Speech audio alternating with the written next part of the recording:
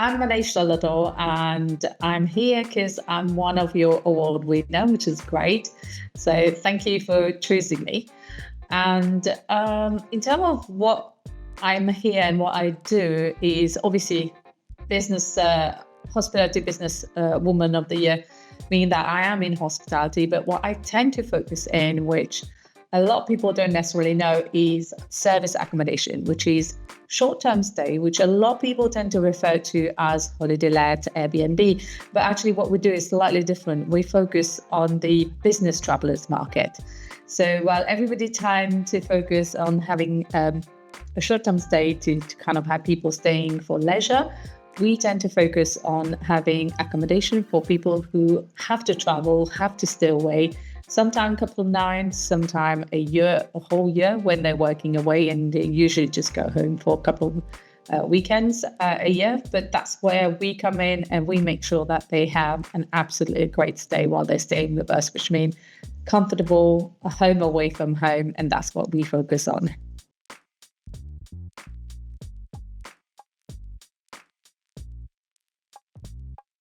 Could you provide an overview of your career journey that ultimately led to you becoming the founder and director of KVM Stays and KVM Coaching, along with a brief description and history of the business? Yeah, sure. So before starting the business, I was just working the 9-to-5 job like everybody else. But I was commuting quite a lot. I was commuting about 3 to 4 hours a day sometime. And if there was any train issue, I would be basically commuting for a lot longer, which was all fine when I was single and I didn't have any kids, and it was brilliant. I was happy climbing the corporate ladder until obviously I had my daughter, and then I realized I have traded a lot of my time for money.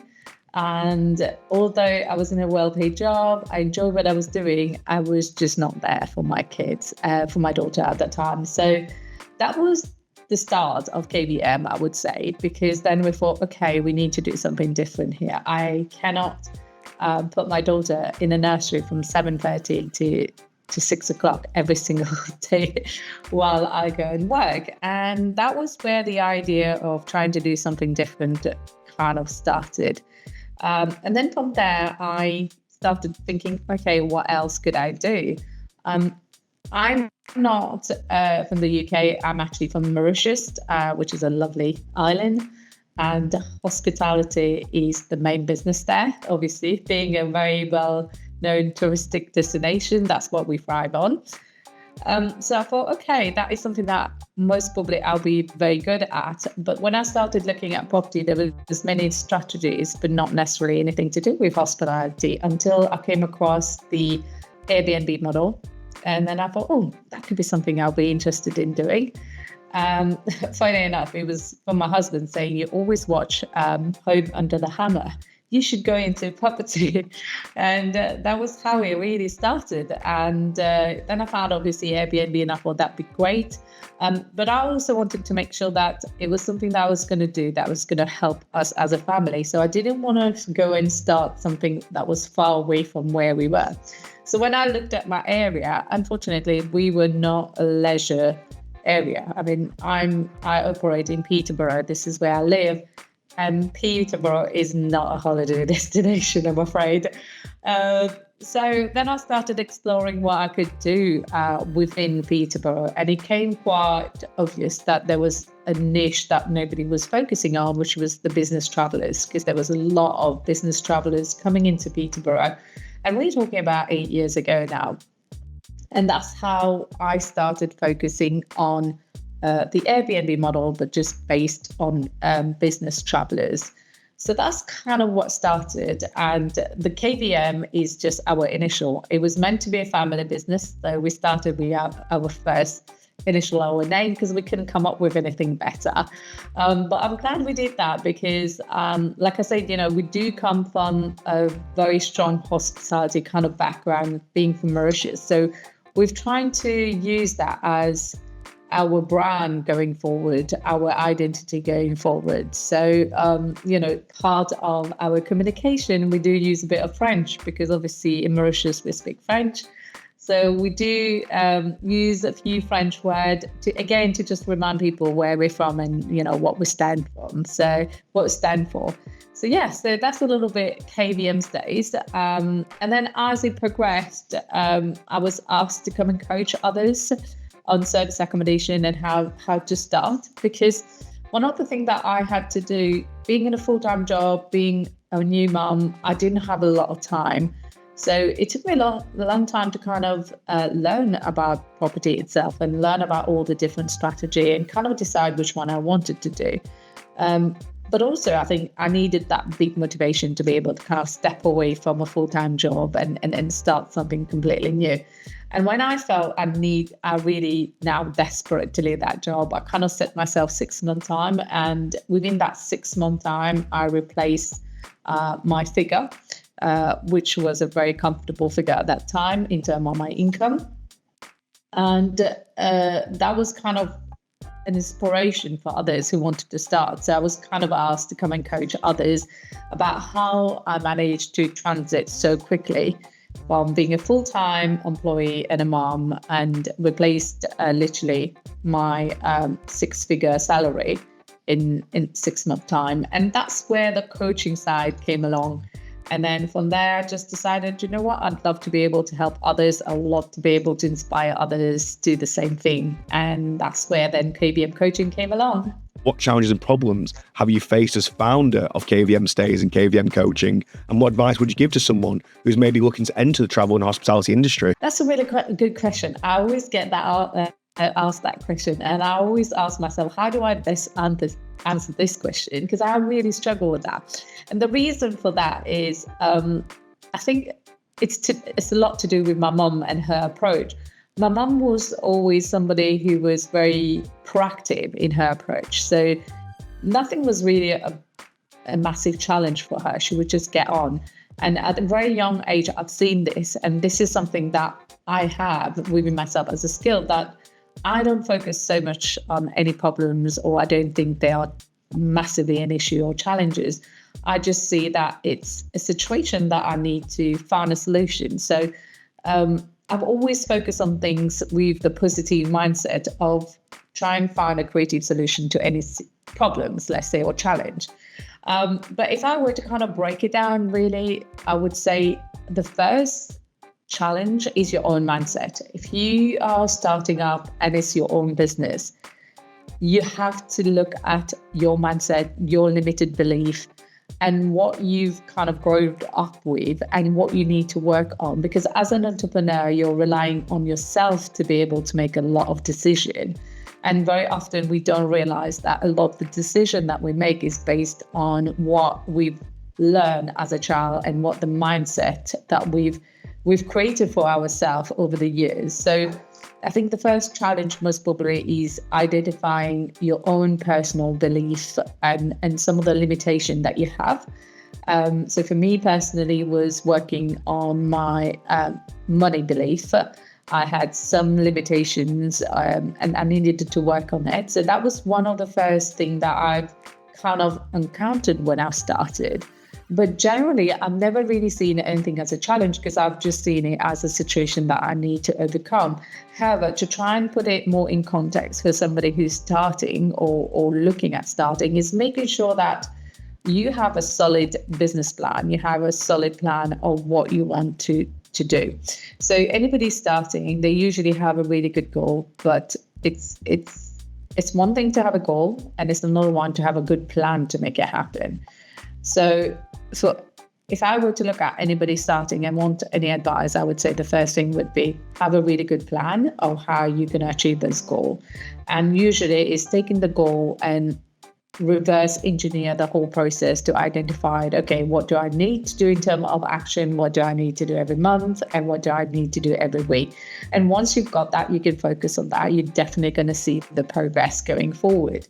But also be very aware of your own personal limitation in terms of your skill. So As an entrepreneur, you have to wear many hats. One moment you're the accountant, your marketing person, your salesperson, your customer service person. But the fact is, we all have really good skills, but there are things we're not very good at. And identifying these are very important for an entrepreneur so that you can seek the help of others who are very good at doing things that you're not very good at. So delegating is very important, but also using people who are best at doing things, because it might take you 5 hours to do a job that somebody can do in 1 hour because they're very good at it. So understanding yourself and be able to kind of hire the right helps will kind of move you forward quite quickly. Now, being in hospitality itself and being in the service accommodation industry, one of the things that I've noticed is that it's a very quick changing environment. It's an industry that is progressing, is changing all the time. So for us, what we tend to do is every 6 months, we do like a SWOT analysis to just reassess what's happening in the area, what's changing, and identify new niche. I think very often we tend to do one thing and we stick to it thinking, okay, this is what I focus on is, I'm doing really well with it, but forgetting that, we are in a constant changing environment.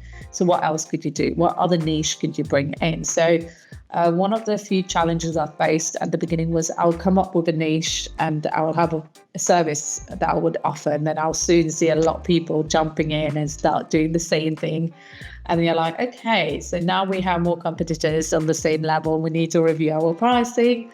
But I think the advice I would say with challenges like that is see, okay, what is the next one that you can kind of focus on so that you kind of always a step ahead of your competition. And also understanding that service and Airbnb service accommodation business is almost like running a hotel. So appreciate that it's not just a straightforward property strategy, and you need to be able to know how to market, how to sell your services. And that would be some of the advice I would give for anybody trying to kind of go into the service accommodation industry. What would you attribute as the main reason for your business's success? I would say most probably the main reason is having a very supporting husband. My husband has always been there to support me, which then allowed me to focus more on the business. If he wasn't there and being supportive, tell us what I do, but also helping with still having a very young family, I wouldn't be able to be as successful as I am now. But then if I were to kind of go a little bit more in detail, I would say is the fact that I don't give up on the first hurdle. I always think, again, I never say they're challenges, I never say they're problems, they're just little hurdles or change of plans that happens. I just try and be creative and find solution. There's one thing that I always say is always about reframing it. So for example, a lot of entrepreneurs would say, I don't have time. Well, instead of focusing, I don't have time, can we focus on how can I get my time back? What could I do to get my time back? And I think that is most probably one of the reasons why, I've been able to be successful, because I just don't give up that easily. I just try and find there must be a creative solution to this problem. Let's go and find out what we can do. So I think, this would be one of most probably the skill that I have, and I have kind of worked on over the years to make sure that, we are always coming up with solutions, especially being in a customer-centric type of environment where things are constantly moving. There's new challenges, there's new not challenges, but there's new issues being reported. There's always something different. When you're dealing with people, you can't plan and expect everything. The best plan you have in the world is not always going to be 100% foolproof, because there's always going to be something that the guest will come up with and I never really thought about that. So being in that environment where there's always constant changes, information, you need to be able to adapt and you need to be able to be creative. So I think that would be most probably one of the reasons why we've been successful, but also trying to make sure that we understand who our ideal clients are. Because very often I would see people starting a service accommodation business, but they will very much focus on, I have a property, who can, you're all welcome to come and stay with me.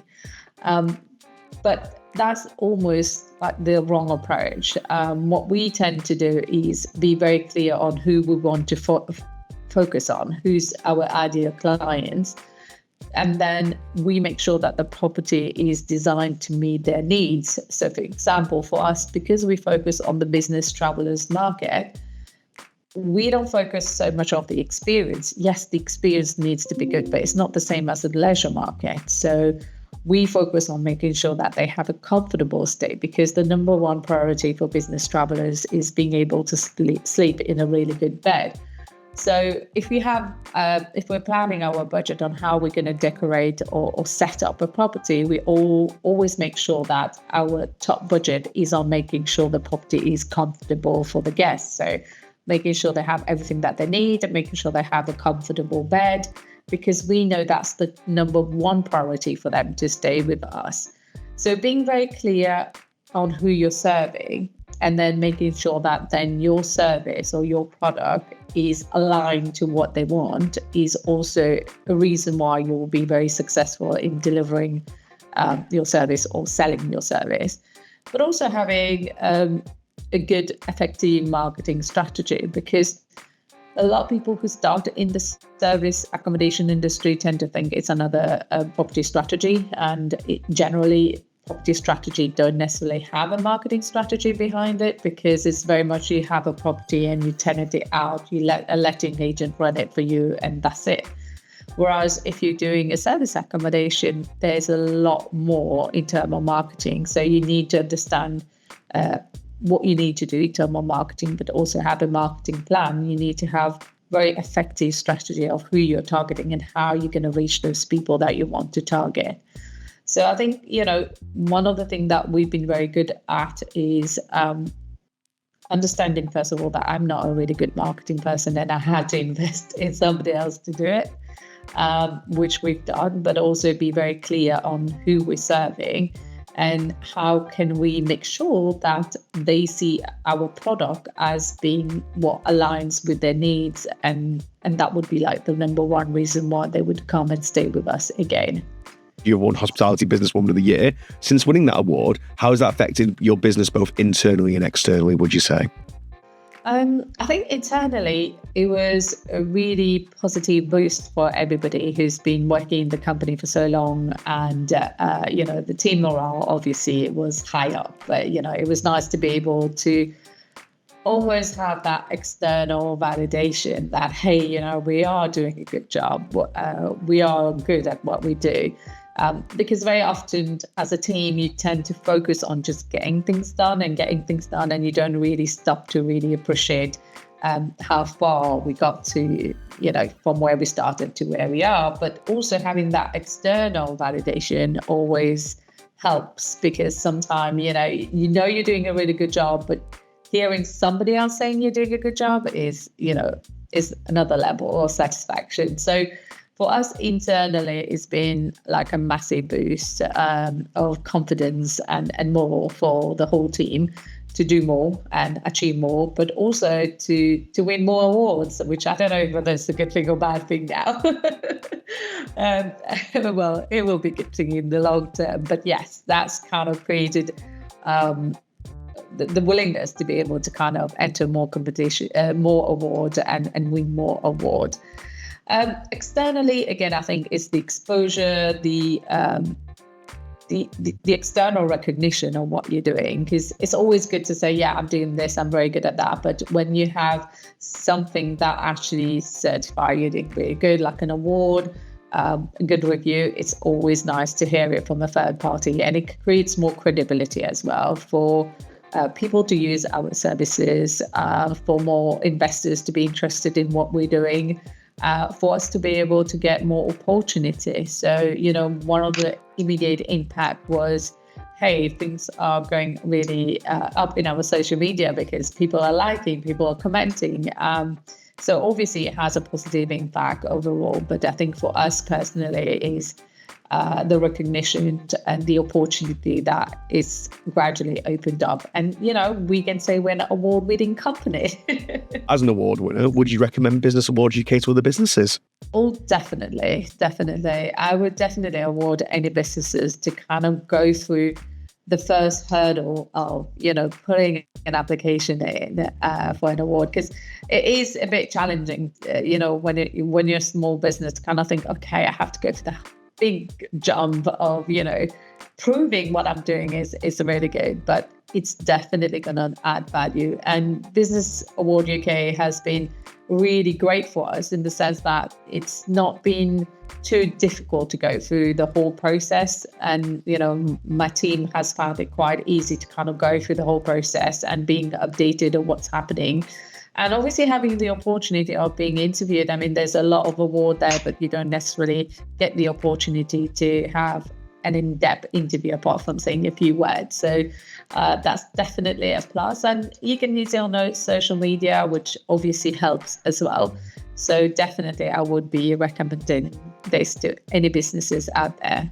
What is the next big step for yourself, would you say, this year and future years for KVM Stays, KVM Coaching, and yourself? Yeah, so with KVM Stays, we are looking at diversifying a little bit. I mean, since COVID, we have seen a trend of people wanting to stay in the UK for leisure purpose rather than going abroad. And maybe there's also the cost involved with that. But we're seeing more and more people enjoying staying with families, across the whole country. So one of the things that we're looking at is diversifying and going into the leisure market. With the intention to kind of expand that internationally as well. So not just focusing in the UK, but be able to do that. With the coaching, yes, we would love to be able to inspire as many as people as possible to go into service accommodation, but just to be able to have the freedom as well.